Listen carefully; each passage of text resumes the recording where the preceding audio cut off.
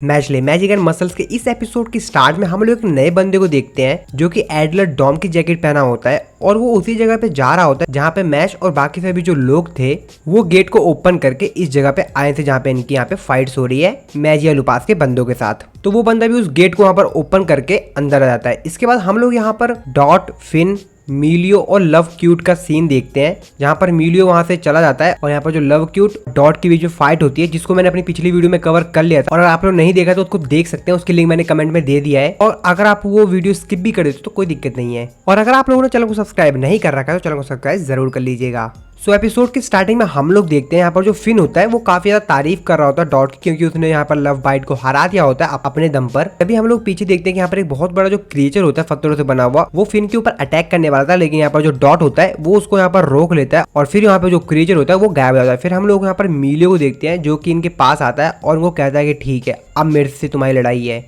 और फिर वो अपने मैजिकल पावर का इस्तेमाल करके वही जो क्रिएचर होता है उसके बहुत सारे जो हाथ होते हैं उसको क्लोन बनाकर वो इन दोनों के ऊपर यहाँ पे अटैक करवा देता है। क्रिएचर के हाथ होते हैं बड़े बड़े पत्थरों से बने हुए, वो उनके ऊपर अटैक करने वाले होते हैं कि तभी हम लोग देखते हैं कि उनके पीछे से कुछ आता है और यहाँ पर जो वो क्रिएचर का हाथ होता है वो पूरी जगह यहाँ पर डिस्ट्रॉय हो जाता है और फिर वो जो चीज होती है वो सीधा जाकर मिलियो को लगती है। डॉट भी अपने मनी मन में सोचता है, कहता है क्या क्या ये कोई स्वॉर्ड थी क्या। और यहाँ पर जो मिलियो होता है वो भी अपनी मनी मन में सोचता है अभी यहाँ पर हुआ क्या आखिरकार, इसने मेरा जो स्पेल है वो कैसे तोड़ दिया इतनी जल्दी। कि तभी यहाँ पर जो मिलियो होता है वो सामने किसी बंदे को आते हुए देखता है और उसको देखते हुए यहाँ पर काफी ज्यादा हैरान होता है और वो उसको कहता है कि तुम यहाँ पर क्या कर रहे हो। इसके बाद हम लोग यहाँ पर एक नए बंदे को देखते हैं जिसका नाम होता है रेन एमस डिवाइन विजनरी। मिलियो रेन से पूछता है कि रेन तुम यहाँ पर क्या कर रहे हो, चलो हम इसके बारे में बात करते हैं। और जैसा कि तुम जानते हो कि हम दोनों का कोई ना कोई रीज़न है यहाँ पर होने का। रेन मिलियो से कहता है कि मेरा समय बर्बाद मत करो और वो अपने मैजिक स्पेल का इस्तेमाल करके मिलियो के ऊपर काफ़ी सारे जो स्वॉर्ड होती है उसके पीछे से उसके ऊपर अटैक करवा देता है। और वो जो स्वॉर्ड्स होती है काफ़ी सारी वो यहाँ पर मिलियो के ऊपर बहुत तेज़ी से अटैक करती है जिससे उसकी हालत पूरी खराब हो जाती है। डॉट अपने मन में सोचते हुए कहता है क्या वो इतने ज़्यादा कैपेबल होते हैं कि वो ये सब कुछ चीज़ें कर सकें। मिलियो यहाँ पर रेन से माफ़ी मांगते हुए कहता है कि मेरे को माफ़ कर दो, मैंने जो किया है मैं मानता हूँ कि वो मेरी ही गलती है पर मेरे पास कोई दूसरी चॉइस नहीं थी, मेरे को ये करना ही पड़ा। रेन कहता है अच्छा तो तुम यहाँ पर माफ़ी मांग रहे हो, और उसको मारते हुए कहता है इस वर्ल्ड में जो सबसे इम्पोर्टेंट चीज़ है वो है एक्शन ना कि वर्ड, और मैं तुम जैसे बेकार लोगों के वर्ड पे क्यों विश्वास करूं है बताओ। पर हाँ मेरे को तुमको सबक तो सिखाना होगा ताकि तुम भविष्य में ऐसे जो मिस्टेक है वो दोबारा ना कर सको। डॉट अपने मनी मन में सोचते हुए कहता है कि वैसे हाँ ये तो हमारे ही डॉम में है ना, तो इसका मतलब ये हमारा फ्रेंड भी हुआ है ना। और फिर यहाँ पर जो रेन होता है वो ऐसा कहने के बाद वहाँ से चला जाता है।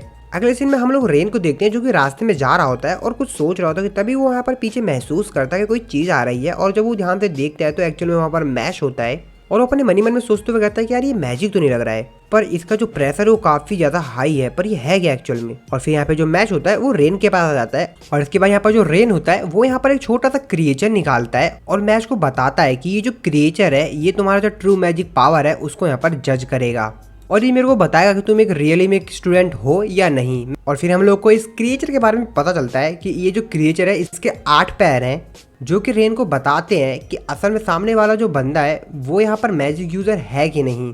कि तभी मैश कहता है कि लेकिन उससे पहले कि यहाँ पर कुछ बोल पाता कि तभी उसके ऊपर यहाँ पर एक अटैक हो जाता है, लेकिन मैं अपना मैश है वो यहाँ पर सिर्फ अपनी 2 उंगलियों का इस्तेमाल करके उस अटैक को रोक लेता है। और फिर हम लोग देखते हैं कि असल में एक बहुत बड़ी जो स्वॉर्ड होती है वो यहाँ पर उसके ऊपर अटैक कर दी गई होती है और मैश उसको रोकते हुए कहता है ये तुम क्या कर रहे हो। रेन उसको कहता है कि माना कि थोड़ा सा डेंजरस है लेकिन ये मेरे को करना पड़ता है। और रेन अपने मनी मन में सोचता है कि क्या इसने कोई मैजिक इस्तेमाल किया। और यहाँ पर जो छोटा सा क्रिएचर होता है वो कहता है कि एरर एरर एरर। रेन उस क्रिएचर से पूछता है कि क्या हुआ। क्रिएचर उसको बताता है कि रेन ने यहाँ पर मेरे से एक मिसकैलकुलेशन हो गई थी और मेरे जो सिस्टम है उसमें बग आ गया, सिर्फ यही बात है। उसके बाद हम लोग यहाँ पर रेन को देखते हैं जो कि अपने 3% मैजिक का इस्तेमाल करके मैच के ऊपर काफ़ी सारी जो स्वॉर्ड होती है उसके ऊपर अटैक करवा देता है। और यहाँ पर जो मैच होता है उसने जो यहाँ पर स्वॉर्ड फेंकी होती है उसका इस्तेमाल करके वहाँ पर एक चेयर बना लेता है। रेन भी देख के सोचते हुए कहता है क्या मैंने यहाँ पर इतनी सारी जो तलवार फेंकी थी वो यहाँ पर इसने इस्तेमाल करके चेयर बना ली। जिस पर रेन मैच को बताता कि ठीक है सिर्फ एक को टेस्ट यहाँ पर रह गया है। वो अपने 10% स्वॉर्ड का इस्तेमाल करता है और उसके ऊपर अटैक करता है, जिस पर यहाँ पर जो क्रिएचर होता है वो कहता है कि हैं मास्टर रेन ने यहाँ पर 10% का इस्तेमाल कर लिया है, वो भी एक स्टूडेंट के ऊपर, अब तो ये गया। इस पर हम लोग यहाँ पर मैच को देखते हैं जो कि यहाँ पर उसकी स्वॉर्ड से ही खेल लेता है। तो रेन ने यहाँ पर जो स्वॉर्ड फेंका होता है रेन उसको बड़े ही आसानी से यहाँ पर उससे बच जाता है और उसने जितनी भी स्वॉर्ड फेंकी होती है उसी की स्वॉर्ड से उन सभी स्वॉर्ड को यहाँ पर डिस्ट्रॉय कर देता है। रेन मैश से उसका नाम मैश उसको बताता है कि मेरा नाम मैश बर्नर्ड है। रेन उसका नाम सुनते हुए कहता है कि क्या मैश, इसके बारे में मैंने कहीं सुना है। और फिर उसको वाइस प्रिंसिपल जो होता है उसकी यहाँ पर एक बात याद आती है, जो कि उसको बताते हैं कि हमारे यहाँ पर एक नया और यूनिक स्टूडेंट आया है। और फिर वो उसको वही स्टोरी बताता है कि यहाँ पर जो मैश था उसका बचपन जो था वो बहुत अलग बीता बाकी बच्चों से, साथ ही में वो दिल का काफ़ी ज़्यादा अच्छा है और वो सच्चा इंसान है, और जब तुम उससे मिलोगे तो सच में तुम भी उसको यहाँ पर लाइक करोगे। और फिर रेन भी यहाँ पर कहता है अच्छा तो वो तुम हो। रेन मैश से माफ़ी मांगता है उससे इस तरीके से बात करने के लिए, और उसको कहता है कि तुम मेरे को माफ़ कर दो। मैश कहता है कि नहीं।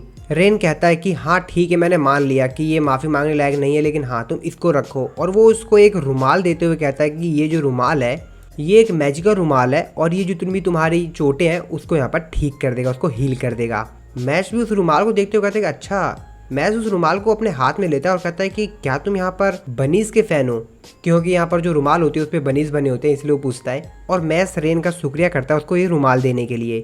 रेन उसको पूछता है कि क्या तुम इसके बाद एबल के पास जाने वाले हो, है ना। मैश कहता है कि तुमको कैसे मालूम। एबल उसको बताता है कि मेरे को यहाँ पर जो वाइस प्रिंसिपल थे उन्होंने मेरे को बताया था कि तुम एक डिवाइन विजनरी बनना चाहते हो, और जैसा कि तुमको पता ही होगा ये एक नेचुरल बात है कि जो भी डिवाइन विजनरी बनना चाहता है वो ऑटोमेटिकली एबल के जो है वो अगेंस्ट हो जाता है। और वो मैश की तारीफ करते हुए कहता है कि मैं तो काफ़ी ज़्यादा सरप्राइज हो गया, क्योंकि तुमने जो मेरे एलिमेंट्री मैजिक था उसको सिर्फ अपने हाथ से रोक दिया, पर हाँ बिना मैजिक के तुमको उस पद तक पहुंचना यानी डिवाइन विजनरी बनना काफ़ी ज़्यादा मुश्किल होगा। मैश कहता है कि अरे नहीं, मैं तो मैजिक इस्तेमाल कर सकता हूँ। एबल उसको बताता है कि अगर एबल ने सबसे ज़्यादा कॉइन है अपने पास इकट्ठा कर लिया तो सिर्फ तुम उसके पास जाना और उसको पीट कर उससे जितने भी कॉइन्स हैं वो ले लेना, और फिर वो जो कॉइन है वो तुम्हारे हो जाएंगे। डिवाइन विजनरी के जो कैंडिडेट है उसके लिस्ट में आ जाओगे।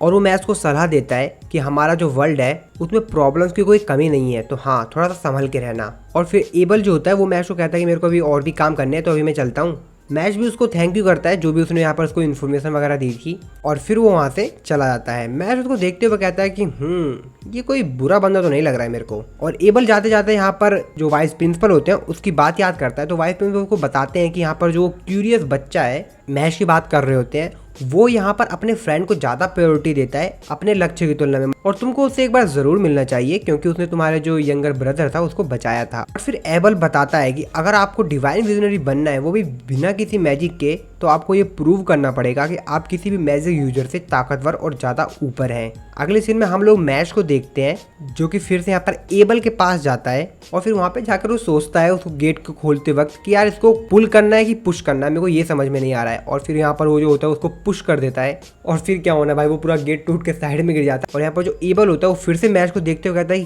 कि क्या तुम हर बार गेट को डिस्ट्रॉय करते हो जब भी तुम किसी घर के अंदर एंट्री करते हो। और मैच को कहता है कि असल में मैं तो सिर्फ नॉक कर रहा था इस गेट को, पर ये तो टूट गया। और इसी के साथ हमारा ये वाला जो एपिसोड है यहाँ पर खत्म हो जाता है।